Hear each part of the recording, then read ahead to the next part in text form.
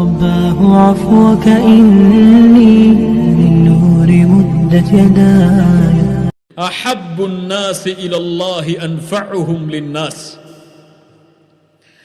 மனிதர்களில் அல்லாஹ்விற்கு நேசத்திற்குரியவர்கள் மனிதர்களுக்கு பலனுள்ளவர்களாக வாழக்கூடியவர்கள்.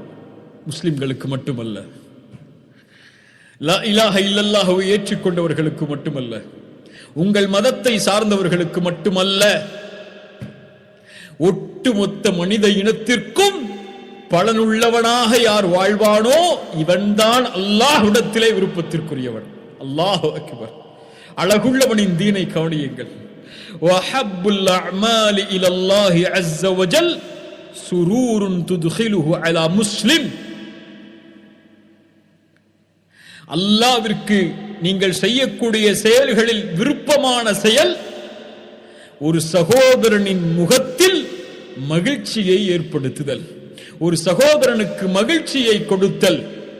கவலையில் இருக்கக்கூடிய இடத்திலே சென்று கவலைப்படாதே, அல்லாஹ் இருக்கிறான் உன்னோடு, அதற்கு பிறகு நான் இருக்கிறேன், ஒருபோதும் கவலை அடையாது என்று ஒரு சகோதரனுக்கு நீங்கள் தோள் கொடுத்தால் அல்லாஹ்விற்கு அது விருப்பமான செயல் என்று அல்லாஹ்வுடைய தூதர் ஸல்லல்லாஹு அலைஹி வஸல்லம் சொன்னார்கள். யாரையும் இந்த உலகத்திலே தனிமையில் விட்டு விடாதீர்கள்.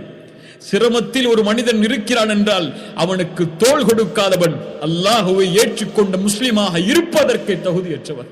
இந்த ஹதீஸ் சொல்லுகிறது. மேலும் அல்லாஹ்வுடைய தூதர் ஸல்லல்லாஹு அலைஹி வஸல்லம் சொன்னார்கள், யார் அதன் சிரமத்தை நீக்குவானோ, அவனுடைய கவலையை, அவனுடைய துன்பத்தை நீக்குவானோ, அவனுடைய கடனுக்கு உதவி செய்வானோ, அவனுடைய பசியை நீக்குவானோ, இது அல்லாஹ்விற்கு மிக ஏற்றமான செயல். இந்த உலகத்தில் இன்று ஸ்ட்ரெஸ், எல்லோரும் ஏதோ ஒரு நிலைமையில் தங்களை பாதித்துக் கொண்டு கவலையில், துக்கத்தில், அழுகையில் பலருடைய வாழ்க்கை இருக்கிறது. தோள் கொடுங்கள் கண்ணியத்துக்குரியவர்களே.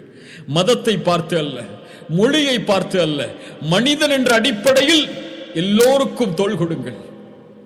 யாருடைய சிரமம் அவர்களை மேலோங்க செய்கிறதோ அவர்களுக்கு தோள் கொடுத்து அழகிய முறையில் அழகிய வார்த்தைகளை பேசி அதனால் அவர்களுடைய முகத்தில், உள்ளத்தில் மகிழ்ச்சி ஏற்பட்டு விட்டால் உங்களுடைய செயலை அல்லாஹ் விரும்புகிறான். அல்லாஹ் விரும்புகிறான். அல்லாஹ் உங்களுடைய செயலை விரும்பினால் அல்லாஹ் உங்களை விரும்புவான். ஒருவருடைய கடனை நீக்கிறார், பசித்து இருக்கக்கூடிய ஒருவருக்கு உணவளித்தால் அல்லாஹு அக்பர், அல்லாஹு அக்பர். மேலும் ரசூலுல்லாஹி ஸல்லல்லாஹு அலைஹி வஸல்லம் சொன்னார்கள், ஒரு சகோதரனின் தேவைக்காக அவனோடு நடந்து சென்றால் அந்த செயல், ஒரு சகோதரனின் தேவையில் பங்கு கொள்வதற்காக நடந்து செல்லக்கூடிய அந்த செயல் இந்த மஸ்ஜிதில் ஒரு மாதம் இஅ்திகாஃப் இருப்பதற்கு மேலானது, விருப்பமானது. எந்த மஸ்ஜிதில்? மஸ்ஜிதுன் நபவி, மதீனாவில் அமைந்திருக்கக்கூடிய எந்த பள்ளியில் தொழுதால் 1000 மேலான நன்மையோ அந்த மஸ்ஜிதுன் நபவியில் ஒரு மாதம் இஅ்திகாஃப் இருப்பதை விட மேலான விருப்பத்திற்குரிய செயல் ஒரு சகோதரனின் தேவையில் பங்கு கொள்வதற்காக அவனோடு நடந்து சென்றால். மேலும் ரசூலுல்லாஹி ஸல்லல்லாஹு அலைஹி வஸல்லம் சொன்னார்கள், அவனோடு நடந்து சென்று அவனுடைய தேவையை நீக்கினால், அவனுடைய சிரமத்தை நீக்கினால், ஸப்பத்தல்லாஹு கதமைஹி யௌம தஸூலுல் அக்தாம், பாதங்கள் நிலைதடுமாறக்கூடிய மறுமையில் அல்லாஹ் அவனுடைய பாதத்தை உறுதிப்படுத்துவான்.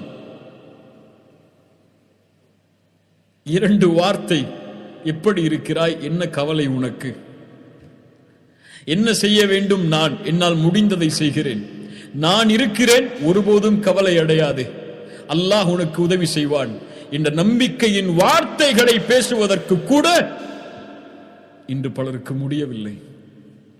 தன் குடும்பம், தம் வாழ்க்கை என்று வாழ்கிறார்கள். அண்டை வீட்டில் சிரமப்படக்கூடிய ஒருவரை பற்றி அவருக்கு கவலை இல்லை. தன் பிள்ளை சிரமப்பட்டால் அவனுடைய உள்ளம் துடிக்கிறது. யாராவது ஒரு பிள்ளை சிரமப்பட்டால் நான் என்ன செய்ய முடியும் என்று கைவிரிக்கிறோம். அல்லாஹு அக்பர். அல்லாஹ்வுடைய தூதர் ஸல்லல்லாஹு அலைஹி வஸல்லம் அவர்களுடைய நிலைமையை பாருங்கள். ஆம் கண்ணியத்துக்குரியவர்கள், இதைத்தான் அல்லாஹ்வுடைய தூதர் ஸல்லல்லாஹு அலைஹி வஸல்லம் இந்த தீனாக எமக்கு கற்றுக் கொடுத்தார்கள்.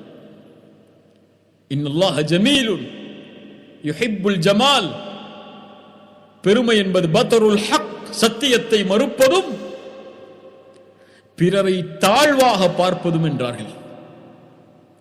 நாம் மாற்றிக்கொள்ள வேண்டிய மிகப்பெரிய தன்மை அது. எந்த ஒருவரையும் தரக்குறைவாக பார்த்துவிடக் கூடாது. அல்லாஹ்வுடைய படைப்பில் ஒருவருக்கு அல்லாஹ் அழகை கொடுக்கவில்லை என்றால், எம்முடைய பார்வைக்கு அவர் அழகாக தெரியவில்லை என்றால், அவருடைய ஆடை கிழிந்த நிலையில் இருந்தால், அவர் ஏழ்மையில் இருந்தால், அவரை தரக்குறைவான நிலையில் பார்த்துவிடக் கூடாது. அது பெருமை. ரசூலுல்லாஹி ஸல்லல்லாஹு அலைஹி வஸல்லம் எல்லோரையும் மேன்மைப்படுத்துவார்கள். அவருடைய நிலைமையை அப்படியே மாற்றி சொல்வார்கள். அவருடைய உள்ளம் அதனால் நிரம்பிவிடும் மகிழ்ச்சியால். அல்லாஹ்வுடைய தூதர் ஸல்லல்லாஹு அலைஹி வஸல்லம் அவர்களுக்கு முன்னால் அப்துல்லா இப்னு மஸ்ஊத் ரலியல்லாஹு அன்ஹு சிறுமைப்படுத்தப்படுகிறார்கள். அப்துல்லா இப்னு மஸ்ஊத் அவர்களுடைய கெண்டைக்கால் குறுகிய நிலை, அவருடைய கால் பகுதி குறுகியதாக இருக்கும். அல்லாஹ்வுடைய படைப்பது. ஒரு முறை காற்று வேகமாக அடிக்கும் போது அவருடைய கீழாடை கொஞ்சம் விலகி, அதனால் அவருடைய கெண்டைக்கால்கள் தெரிய ஆரம்பித்து விடுகிறது. அதை பார்த்தவுடன் அங்கிருந்த தோழர்கள் சிரிக்க ஆரம்பிக்கிறார்கள். ரசூலுல்லாஹி ஸல்லல்லாஹு அலைஹி வஸல்லம் கேட்டார்கள், ஏன் நீங்கள் சிரிக்கிறீர்கள்? ஏன் நீங்கள் சிரிக்கிறீர்கள்? அப்போது அந்த தோழர்கள் சொன்னார்கள், யா ரசூலல்லாஹ், அவருடைய கெண்டைக்காலை பாருங்கள், அவருடைய காலை பாருங்கள், மிக சிறியதாக இருக்கிறது. ரசூலுல்லாஹி ஸல்லல்லாஹு அலைஹி வஸல்லம் உடனடியாக சொன்னார்கள், இப்னு மஸ்ஊதுடைய இந்த கால்கள் நாளை மறுமையில் அல்லாஹ்வுடைய தராசில் உஹுதுடைய மலையை விட மேலானது. இப்னு மஸ்ஊதே, கவலைப்படாதே, நீ அழகுள்ளவன் தான், இவர்கள் சொல்லுவதால் ஏன் நீ கவலைப்படுகிறாய்? உன்னுடைய கால்கள் நாளை மறுமையில் உஹுதுடைய மலையை விட பெரியதாக இருக்கும். அல்லாஹு அக்பர். யாரையும் அல்லாஹ்வுடைய தூதருக்கு முன்னால் தரம் தாழ்த்தி விட முடியாது. எந்த ஒரு தவறை செய்தவரையும் சரி, எல்லோரையும் அழகால் சூழ வைப்பார்கள் அல்லாஹ்வுடைய தூதர் ஸல்லல்லாஹு அலைஹி வஸல்லம். அவர்களுடைய ஒட்டகம், ஒரு விலங்கினம், கஸ்வா அடம்பிடித்தது. ஹலஅத்தில் கஸ்வா. சஹாபாக்கள் சொன்னார்கள், ஒட்டகம் கஸ்வா அடம்பிடிக்கிறது. ரசூலுல்லாஹ் சொன்னார்கள், ஒட்டகம் என்னுடைய கஸ்வா அடம்பிடிக்காது, அது அதனுடைய குணம் அல்ல. மறுத்தார்கள், அதனுடைய குணம் அது அல்ல, அதை அப்படி சொல்லாதீர்கள். அதனுடைய கண்ணியத்தை நிலைப்படுத்தினார்கள். இந்த மார்க்கத்தின் அழகை கவனியுங்கள். யார் யானை படையை தடுத்தானோ அவன் தான் அதையும் தடுத்திருக்கிறான் என்று சொன்னார்கள். மாயிஸ் இப்னு மாலிக் விபச்சாரம் செய்து அதனுடைய தண்டனையை அனுபவிக்கிறார், இறந்து விடுகிறார். அதனால் அப்போது அங்கிருந்த 2 நபித்தோழர்கள் சொன்னார்கள், அல்லாஹ் மறைத்த ஒன்றை இவரே வந்து வெளிப்படுத்தி ஒரு நாய் இறப்பதை போன்று இறந்து விட்டாரே என்று. அல்லாஹ்வுடைய தூதர் அதை செவிமடுத்து விட்டார்கள்.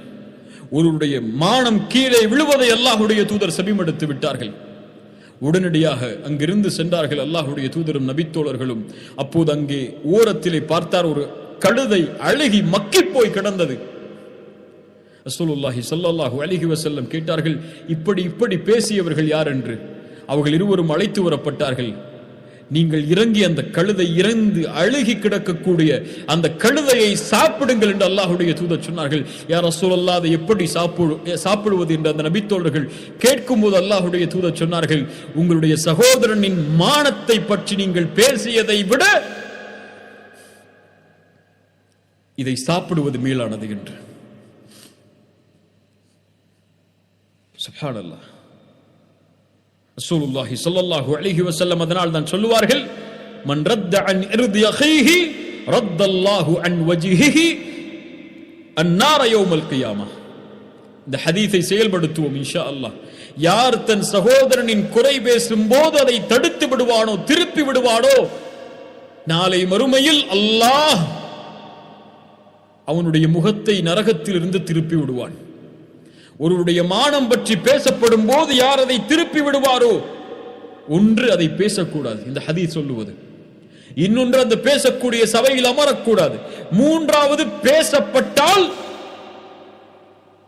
அதை தடுத்து நிறுத்தி அவரை மேன்மைப்படுத்த வேண்டும். ஒன்று நன்மையை பேசு அல்லது வாய்மூடு.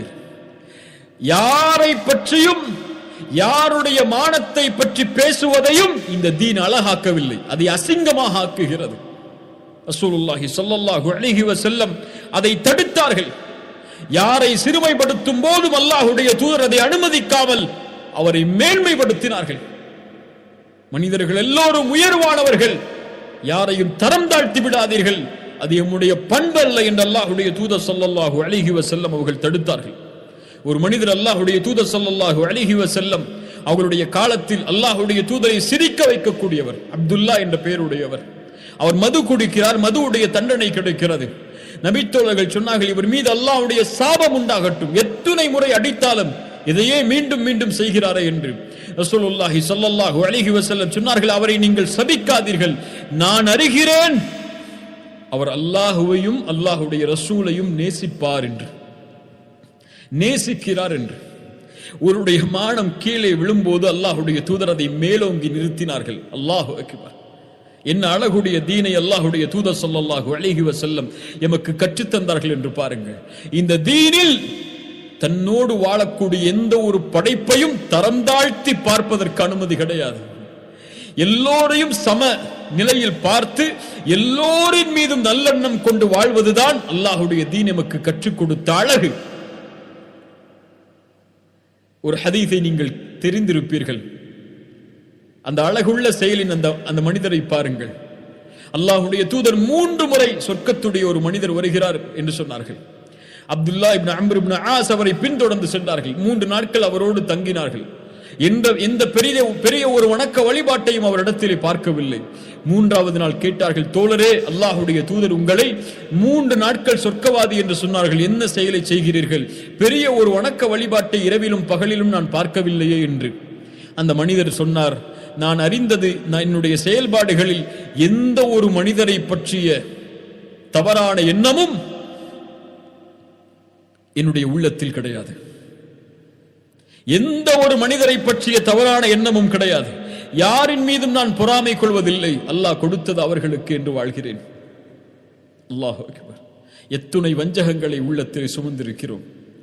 எத்துணை பேருடைய மானங்களை பற்றி பேசியிருப்போம் சோசியல் மீடியாக்கள். எத்துணை பேரை தரம் தாழ்த்தி இருப்போம். பார்வையால் ஒரு மனிதன் தீயவன் என்பதற்கு அடையாளம்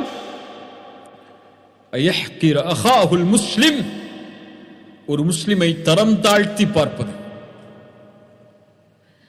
குல்லு முஸ்லிமின் குல்லுல் முஸ்லிமி அலல் முஸ்லிமி ஹராமுன், ஒரு முஸ்லிமுக்கு இன்னொரு முஸ்லிமின் மீது ஹராம், தமுஹு அவருடைய இரத்தத்தை ஓட்டுவது, ஓ மாலுஹு அவனுடைய செல்வத்தை சூறையாடுவது, வ இர்துஹு அவனுடைய மானம், அவனுடைய மானம். அல்லாஹு அக்பர். அழகுள்ள இந்த மார்க்கத்தை பாருங்கள். இந்த அழகிய குணங்களோடு அழகிய முஸ்லிம்களாக நாம் வாழ்ந்திருந்தால், அல்லாஹ்வுடைய தூதர் கடைபிடிக்க கூறிய இந்த அழகை நம்முடைய உள்ளும் வெளியும் வெளிப்படுத்தி இருந்தால், இந்த உலகமே இறைவனுடைய இந்த தீனை, இந்த மார்க்கத்தை நேசித்திருக்கும். அதை பின்பற்றக்கூடியவர்களை விரும்பி இருக்கும். ஆனால் இன்று வெறுக்கிறது, விரட்டுகிறது. ஒரு முஸ்லிம் விரட்டப்படுகிறான், நிராகரிக்கப்படுகிறான், அவனுடைய உரிமைகள் வேண்டுமென்றே மறுக்கப்படுகிறது. அதற்கு கை கொடுக்க யாரும் முன்வரவில்லை என்றால் இந்த அழகை அவர்கள் பார்க்கவில்லை நம்முடைய செயல்பாடுகளில். அபூபக்கர் சித்தீக் ஹபஷாவை நோக்கி முதலாவதாக ஹிஜ்ரத் செய்வதற்காக முன்னால் செல்லுகிறார்கள். போகக்கூடிய வழியில் இப்னு தகைனா பார்க்கிறார், ஒரு காஃபிர் அவர். அபூபக்கரே, எங்கே செல்கிறாய்? நான் அல்லாஹ்வை வணங்குவதற்காக ஹபஷாவை நோக்கி செல்கிறேன். உங்களை போன்றவர்கள், ஒரு காஃபிர் சொல்கிறார். இந்த வார்த்தை இன்று நம்மோடு வாழ்பவர்கள் சொல்வார்களா? உங்களை போன்றவர்கள் இந்த பூமியை விட்டு வெளியேறக்கூடாது. இது உங்களுடைய ஊர்.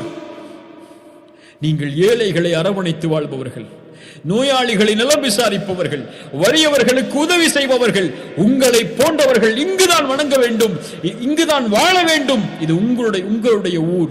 திரும்ப செல்லுங்கள் என்று நான் உங்களுக்கு பாதுகாப்பு தருகிறேன் என்று சொன்னார்.